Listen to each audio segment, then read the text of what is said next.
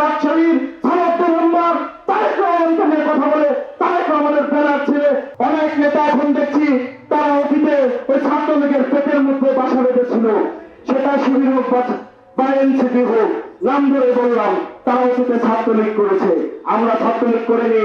আমরা তখন মৃত্যুকে খুঁজে বেড়েছি, মৃত্যু কোথায়, আমরা মিছিলের সামনে বুক পেতে দিয়েছি জীবন দেওয়ার জন্য, তখন এনারা ছিল না, এখন এনারা বড় বড় বলে চালিয়ে। আরেকটা রাজশাহীর সালাউদ্দিন মেম্বার তারেক রহমানকে নিয়ে কথা বলে তারেক রহমানের ফেরার ছেলে ছাত্র দল একটি ভদ্র সংগঠন বিদায় এখনো সে রাজশাহীতে বসবাস করতে পারছে, তাকে আধা ঘন্টা সময় দেবো না, রাজশাহী থেকে রক্ষা করতে হবে ইনশাআল্লাহ। আমরা যে নেতার রাজনীতি করি সেই নেতা অন্য দলের নেতার মতো মুখে বয়ান দিয়ে নেতা হয় নাই। তিনি একজন সেক্টর কমান্ডার ছিলেন, তিনি নিজের মুক্তিযুদ্ধ করেছেন। 1971 সালে অনেক নেতা ছিল, কেউ স্বাধীনতার ঘোষণা দিতে আসেনি, কিন্তু তিনি এদেশের মহানবী মানুষের কথা চিন্তা করে স্বাধীনতার ঘোষণাটি দিয়েছিলেন। আমরা সেই নেতার আদর্শ নিয়ে রাজনীতি করি।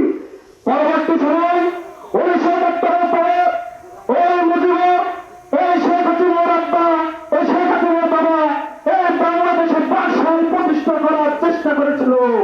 আকিজ নিয়ে এলো বিশ্বমানের বেবি ডায়াপার মাম্মাম, কটন সফট ম্যাটেরিয়াল, বাবুকে দেবে র্যাশ ফ্রি সুপার কমফর্ট। ওই হাসিনার বাবা মুজিবুর এদেশে এক তন্ত্র কায়েম করার চেষ্টা করেছিল। আমাদের নেতা শহীদ রাষ্ট্রপতি জিয়াউর রহমান আমার দেশের মানুষের কথা চিন্তা করে এদেশের মানুষকে গণতন্ত্র উপহার দিয়েছিল। তিনি এখানে তাকে গণতন্ত্রের প্রবক্তা বলা হয়।